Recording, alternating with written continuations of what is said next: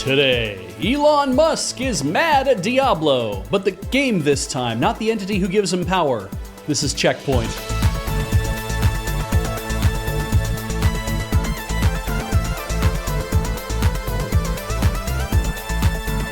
Welcome to Checkpoint. We didn't cover Sony's State of Play last week, and we're not covering the Final Fantasy VII announcement this week. Yeah, Graham called dibs on all the Final Fantasy VII stories without even realizing he's not on this week.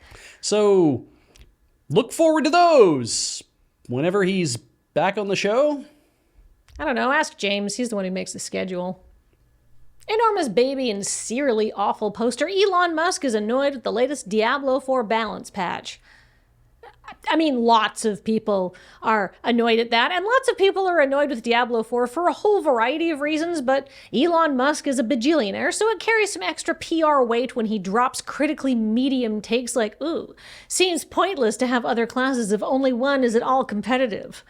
This is in response to a video discussing the game's Barbarian class, which is considered overpowered by some, especially given that the latest patch also nerfs specific builds for the Necromancer and the Druid.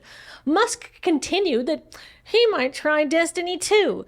And first of all, don't do that. The game already has enough hunters. And secondly, when asked for comment, Graham, who plays Destiny and therefore represents the entire community, said, "I'm only the co-president of a video comedy production house and I don't have time for Destiny. You're supposed to be the CEO of SpaceX, Regular X, and Tesla, plus in charge of Neuralink, Boring Company, and your own foundation. Where would you find the time to run strikes?" And in my counterpoint to Graham's statement, I say, Graham, it's possible that he's just staggeringly bad at all of those jobs.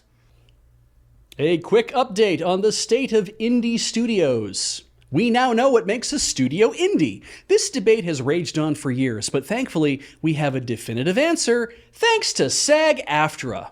You know, SAG-AFTRA, the Screen Actors Guild - American Foundation to retrain actors, something like that.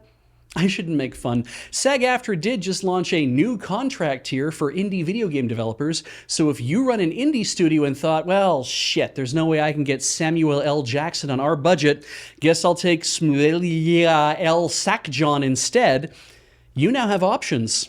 SAG-AFTRA will give you access to their indie tier rate sheet if your studio's game budget is between $250,000 and $15 million. That's it. That's what makes your game an indie. And man, I'm relieved. Forums can finally shred their keyboards and agree that it has always come down to cash. No word on what this means for anyone who's making a no-budget game after work at their kitchen table, but hey, hit up Sackjohn's Cameo and talk rates. Remember how the U.S. Federal Trade Commission was against Microsoft's acquisition of Activision Blizzard? I do, because I also thought it seemed like it was a bad idea. And it turns out it was a bad idea and might also still be an antitrust. You see, back at the end of January, Microsoft announced it was going to lay off over 1,900 employees to reduce areas of overlap between Microsoft and Activision. And that move has gotten them in a bit of hot water. Not because it was evil and reprehensible, although it was.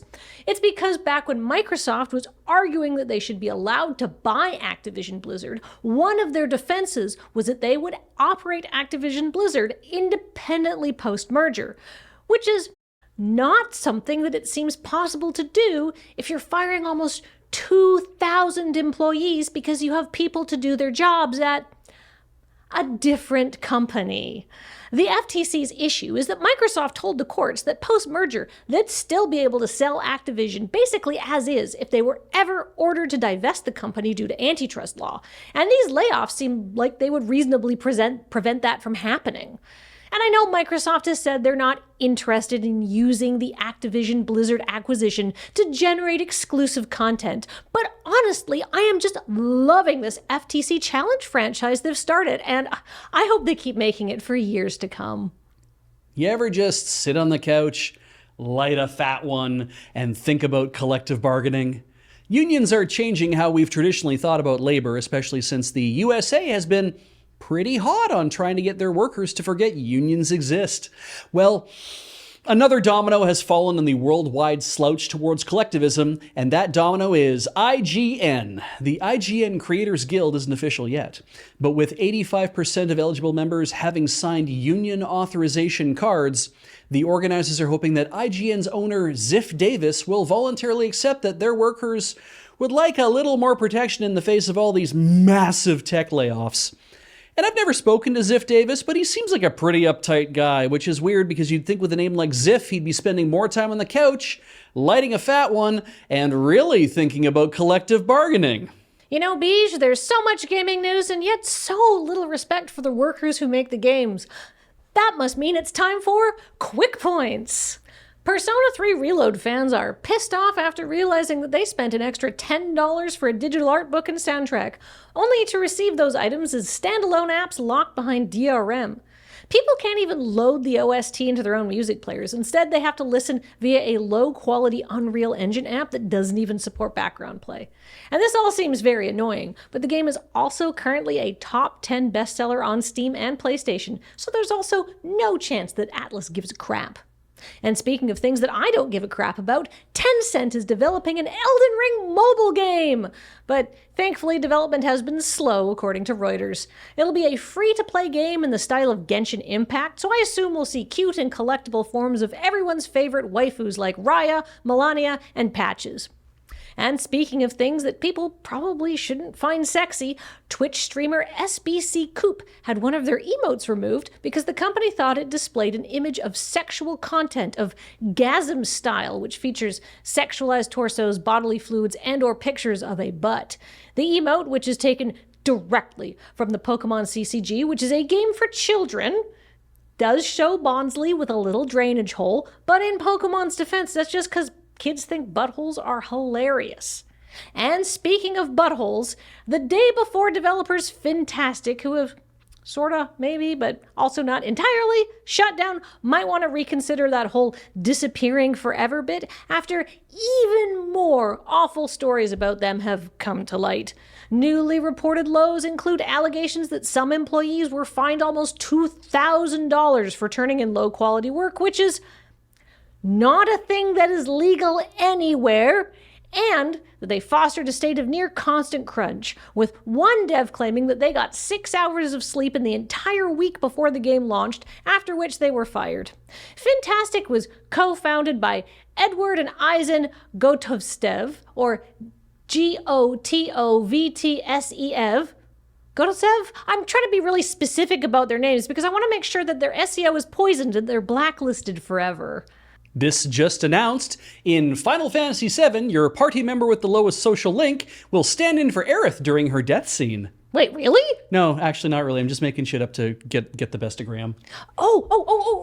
New forms of transport include chocobos that glide, segways, and the car from Final Fantasy 15. You can cook and eat an entire chocobo! Graham's not in the building, is he? I haven't seen him all day. Oh, well, and guess what you can do with Kate Sith?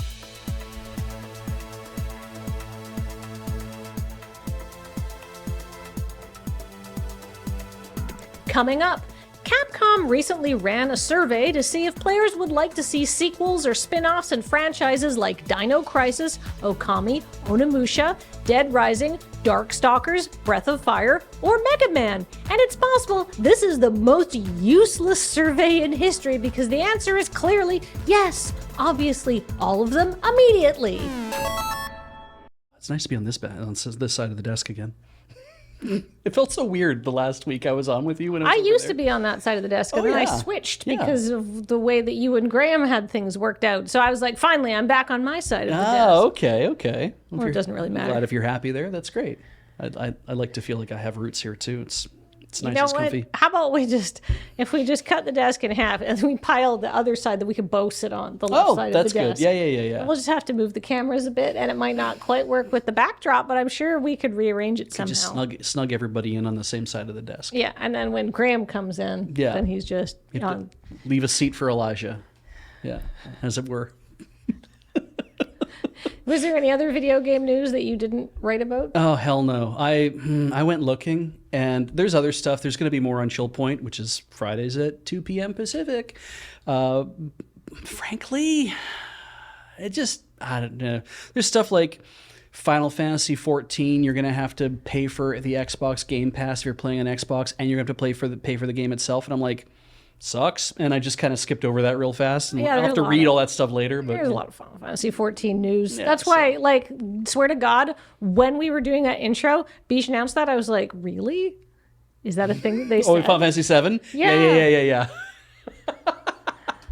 We were having a conversation out front that we're like, man, what else could you do? And it was like, oh, if they're doing social links, then clearly what you should be able to do. I said it would have been really funny if they just ran a segment where they just like, oh, also a new feature is that whoever you have the lowest social link with is that they'll stand in for Aerith during the death scene, and just like show Sephiroth like coming down over and over and over again and like stabbing a different person through the back, and maybe like one where it's just him stabbing himself in the back. It's like going to be Barrett every single time. Yeah, probably. I never played the game, but if I have all these girls I can hang out with, or Barrett, I think I'd probably choose the girl. Sorry, Barrett. I think hanging out with the best friend character is really rewarding in the Persona games. Like the best, your male best friend is always I mean, some of the characters are better than others. Mm-hmm. I like Junpei from Final Fantasy or from Persona 4, but he's kind of an asshole. And he becomes like a bit of more of a confident, cocky guy. Like they all have really well realized personalities. That they aren't just like, this is this person and this is this person, right? We'll see if they can do that in their Final Fantasy VII social Absolutely, links. yeah, absolutely. I have high standards. The only thing I didn't talk about, just because it wasn't worth it, is that Jim Carrey has been confirmed to come back as Dr. Robotnik in the third Sonic movie. And everybody's just like, oh, good, yay. Yeah. Just like, everybody's like, good. And I like that he's mostly retared except for playing Dr. Robotnik now. And he's always had a thing about, I don't want to do sequels. Don't ever put me in a sequel. I will never do a sequel. But he keeps his thing. Maybe he likes doing Robotnik. Apparently, this is the role he was born to play. I guess, yeah. But people have said like he's surprising. It's like, he got some of that Ace Ventura energy in it. Yeah. It's like, you know what? If this is your vibe, great. I can totally believe that he's lost his mind completely. So he's bringing the big mask energy. Yeah. I haven't seen any of the Sonic movies, but they're surprisingly good. I like them both. Maybe we should see one to celebrate Sonic's 30th anniversary. Yeah. When is that? I'll have to put it in my calendar. Yeah.